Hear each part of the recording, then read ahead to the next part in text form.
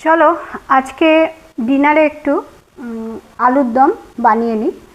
সেদিন ডিনারে অরহর ডাল করেছিলাম, ছোলার ডালের মতো। আজকে একটু আলুর দম বানিয়ে নিই। আলুটা আমি একেবারে কেটে ছাড়িয়ে ভাপিয়ে মানে সিদ্ধ করে নিয়ে একেবারে রেডি করে নিয়ে তারপরে আমি তোমাদের রেসিপিটা একেবারে রান্নাঘরে গিয়ে দেখাবো। তার আগে আমি সমস্ত কিছু জোগাড় করে নিই। আর আজকে বিশেষত্ব হচ্ছে আলুর দমটা আজকে আমি সাদা তিল দিয়ে করব। সাদা তিল আমি পেস্ট করে নেবার থেকেও চটজলদি এটা করার জন্য, রান্না করার জন্য আমি সাদা তিলটা আমি মানে শুকনো মিক্সিতে গুঁড়িয়ে আমি রেখে দিই। আমি ডিপ ফ্রিজে বা এমনি ফ্রিজে, নর্মাল ফ্রিজে আমি রেখে দিই। তো সেইটা দিয়েই আজকে আমি আলুর দমটা করবো। এরকম সাদা তিল দিয়ে আলুর দম আশা করি আমি এখনো পর্যন্ত কোথাও দেখিনি। তো চলো সেইভাবে আজকে তোমাদের সাদা তিল দিয়ে আলুর দমটা দেখায়, তোমরাও এভাবে একদিন তৈরি করে দেখো। তাহলে ইন্ট্রোটা এখানে দিই। আমার ইউটিউব পরিবারের সমস্ত বন্ধুদের জানাই আন্তরিক শুভেচ্ছা। আশা করি তোমরা সবাই ভালো আছো, সুস্থ আছো। কুমকুমের রান্নায় আজ দেখছো সাদা তিলের আলুর দম। তাহলে চলো ভিডিওটা আর দেরি না করে দেখিয়ে দিই। এবার একটু আলুর দম করে নিচ্ছি। আলুটা সিদ্ধ করা আছে, খোসা ছাড়ানো আছে। দিয়ে দিলাম একটু সর্ষের তেল।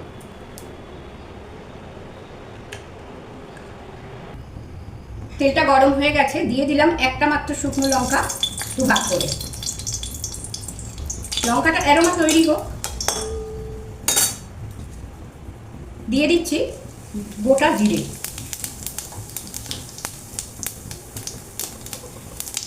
তেজপাতা,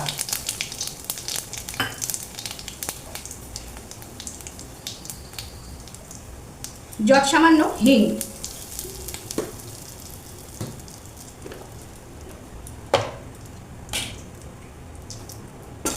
টমেটো পেস্ট,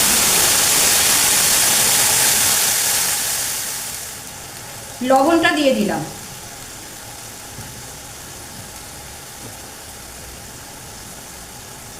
কাশ্মীরি মির্চ দিয়ে দিলাম,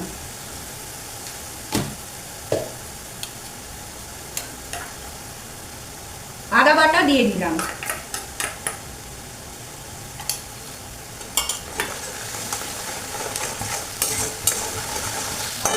কষিয়েছি মানে টমেটো আর আদা কষিয়েছি। এবারে হলুদ দিয়ে দিলাম,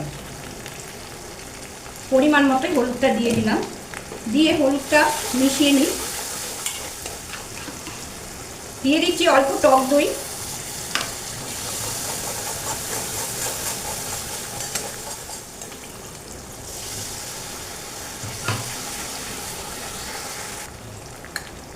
টক দইটা দিয়ে একটু কষিয়ে নিয়েছি। এবার দিয়ে দিলাম তিল, গুঁড়ো করে রেখেছিলাম সাদা তিল, সেটা দিয়ে দিলাম। আজকে তিলের গুঁড়ো দিয়ে মানে বলতে পারো তিল বাটা দিয়ে আলুর দম করছি।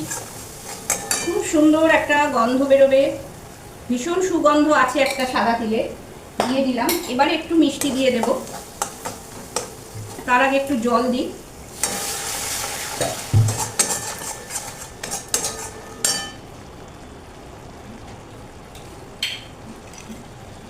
একটু গরম মশলার গুঁড়ো দিয়ে দিলাম।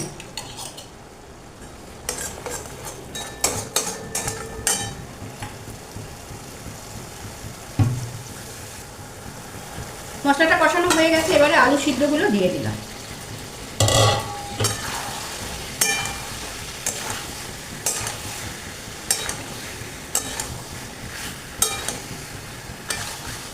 এবারে একটু ভাজা মশলা দিয়ে দিচ্ছি। এই আলুর দমটা শুকনো শুকনো হবে, সেই জন্যে ভাজা মশলাটা দিয়ে তো কষাবার দরকার নেই, এই জন্য ভাজা মশলাটা পরে দিলাম।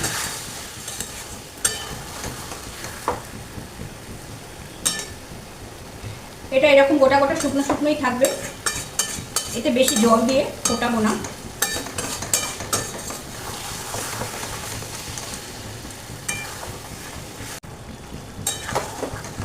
নামমাত্র একটু জল দিই।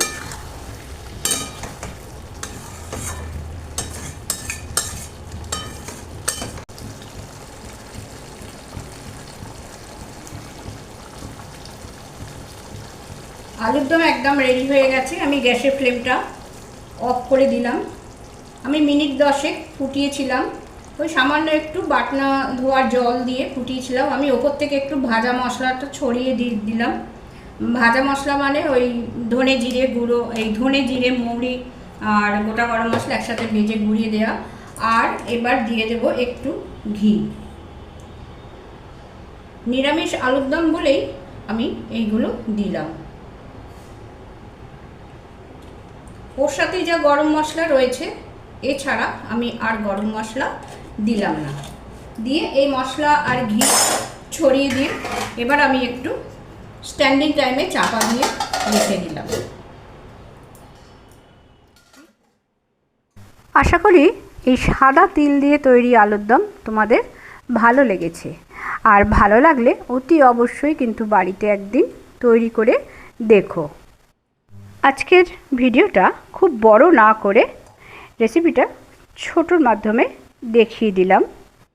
আর আজকে প্রথম দেখতে আসা নতুন বন্ধুদের উদ্দেশ্যে বলি, আমার চ্যানেলে রান্নাগুলো যদি ভালো লাগে তাহলে সাবস্ক্রাইব করে দিতে অনুরোধ করলাম। যারা এতক্ষণ আমার এই ভিডিওর সাথে ছিলে তাদের জানাই অসংখ্য ধন্যবাদ। পরের দিন চলে আসছি আবার অন্য কোনো নতুন রেসিপি নিয়ে। সবাই ভালো থেকো, সুস্থ থেকো, আনন্দে থেকো। ধন্যবাদ।